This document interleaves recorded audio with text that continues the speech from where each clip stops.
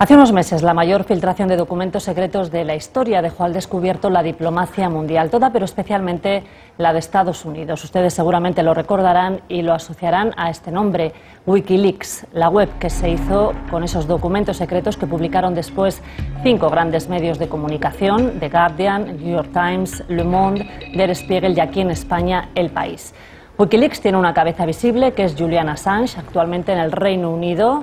Suecia le reclama por delitos sexuales y aunque la justicia británica ha aprobado la extradición, los abogados de Assange han recurrido y está a la espera de una decisión.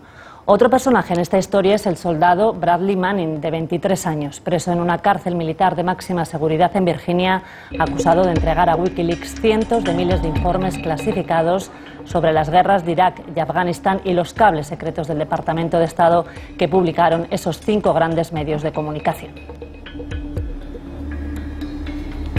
Las primeras personas a las que Julian Assange entregó los documentos secretos fueron 2 periodistas del Guardian, David Leake y Luke Harding.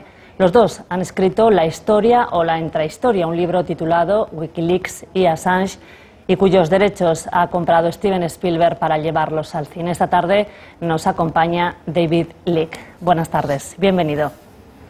Good afternoon. Buenas tardes. Wikileaks y Assange. ¿Quién es Assange? ¿Es realmente un hombre defensor de la transparencia política, como piensan unos, o es un ciberterrorista el que hay que perseguir, como piensan otros? Bien, hay quien le llama ciberterrorista, incluso algún político que otro norteamericano. Por ejemplo, Sarah Palin ha pedido que se le busque, se le ejecute, se le asesine incluso. Es algo bastante sorprendente ver a un político norteamericano hablar así de alguien que solamente ha hecho repartir información. No estamos hablando de un talibán, no estamos hablando de nadie que haya matado a un ciudadano norteamericano. Realmente hay personas que están muy enfadadas con lo que ha hecho. Por otra parte, tiene gente detrás que le llama héroe y que es una persona que ha sabido hacerle frente a las personas, a políticos y demás. Como podemos ver claramente, hay una batalla contra esta persona. ¿Y usted, que le ha conocido, cuál es su opinión?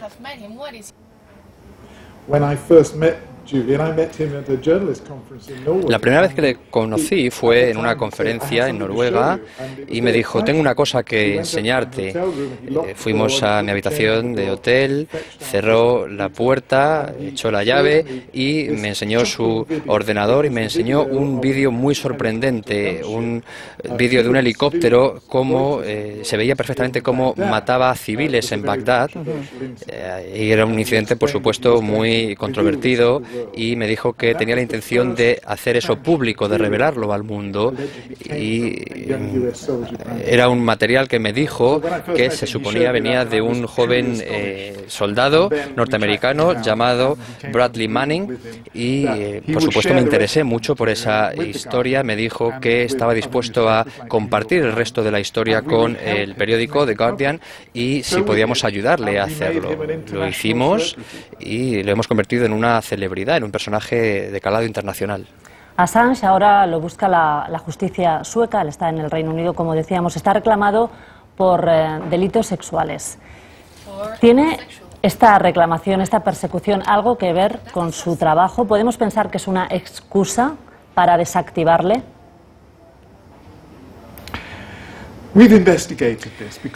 Hemos estado investigando este punto porque estuvimos muy sorprendidos cuando se le acusó en un primer momento de un delito sexual.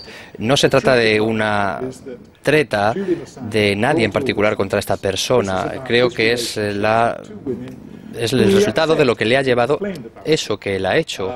Simplemente se trata de unas mujeres que se han quejado, que le han denunciado por lo que supuestamente les hizo, y en este momento Suecia está pidiendo su extradición por cargos de violación, no por ningún otro tipo de cargo, sino porque ha tenido un problema con las mujeres. Usted, que le alojó en su propia casa, pudo conocerle de cerca. ¿Cómo es personalmente Assange? Bien, cuando Julian vino a Londres se quedó en mi casa, puedo asegurarle eso. Es una persona extraña, simplemente vino con la ropa, con lo puesto, traía una mochila y le pregunté si había comido, me dijo que no, le llevé a un restaurante y pidió una comida de hecho bastante rara, 12 ostras y un trocito de queso. Me extrañó bastante, le pregunté si se iba a quedar en mi casa por la noche. Se quedó finalmente, se quedó toda la noche trabajando en su ordenador con su chaqueta de cuero abrochada hasta el cuello y finalmente a las primeras horas de la mañana se quedó dormido en el suelo. Tuve la impresión de que era un tipo bastante extraño, la verdad. ¿Fueron duras las negociaciones con él para que aceptara que el Guardian y las otras 4 grandes publicaciones para que él aceptara que esas publicaciones publicaran todos los documentos que él tenía? Bien, esta fue una colaboración única entre 5 periódicos principales de diferentes partes del mundo y un hacker, como parece ser que es esta persona, consiguió una gran colaboración entre muchas personas, muchos medios distintos. Esta persona necesitaba credibilidad a nivel internacional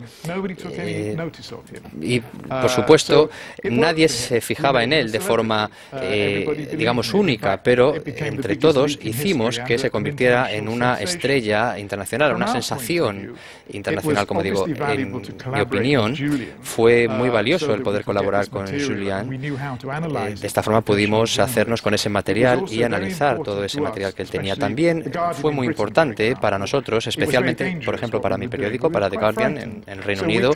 Era algo muy peligroso. Colaboramos con el New York Times para que de esa forma pudiéramos protegernos. Teníamos la protección de la Constitución norteamericana, si no, no sabíamos qué podía ser de nosotros. Podíamos acabar quizá en prisión y demás. Fue una colaboración extraña pero interesante. ¿Recibieron muchas presiones para no publicar? En su momento no teníamos mucha idea de si nos íbamos a meter en muchos líos. Los primeros documentos, los primeros cables que se publicaron, esos que hacían alusión a la guerra de Afganistán, los publicamos todos a la vez. Las primeras 14 páginas de nuestros periódicos, de nuestras tiradas, fueron las mismas, porque de esta forma también nos protegíamos. No sabíamos si al día siguiente nos íbamos a despertar en la cárcel. Y al día siguiente no se despertaron en la cárcel, pero ¿qué tipo de presiones recibieron? Se intentó frenar, supongo, la publicación del resto de los documentos. Fue muy interesante. El gobierno norteamericano no nos trató de parar, no trató de parar la publicación, se nos acercó, quisieron hablar con nosotros, nos pidieron, ¿estáis dispuestos a escuchar a un representante nuestro? Y esa persona nos dijo, nos gustaría que no publicarais ciertos nombres o ciertos, pero no nos prohibieron que lo hiciéramos. No se puede decir que estuvieran totalmente felices con lo que hacíamos, pero creo que estaban dispuestos a aceptar ciertos movimientos por nuestra parte. Ha pasado ya el tiempo desde la publicación de todos esos documentos. ¿Para qué creen que ha servido? Ellos pusieron blanco sobre negro cosas que podíamos sospechar, pero ahí las vimos totalmente reflejadas. ¿Qué ha cambiado con la publicación de todos esos cables secretos de Estados Unidos? ¿Ha cambiado en algo las relaciones diplomáticas? ¿Ha servido para algo que el mundo conozcamos cómo funciona la diplomacia? Creo que ha sido muy positivo que el mundo haya podido comprender cómo funciona la diplomacia, comprender cómo es el mundo realmente, que a menudo varía de los mensajes que se hacen públicos por parte de los políticos. Ahora ya sabemos, por ejemplo, la verdad desenmascarada de lo que ocurrió en Irak o en Afganistán. Sabemos que hubo miles de personas inocentes, de civiles que fueron asesinados y creo que todo esto es una información, por supuesto, muy valiosa. ¿Y servirá para que los gobiernos cambien su forma de actuar o eso es prácticamente imposible? Una cosa es la realpolitik parece que no puede cambiar.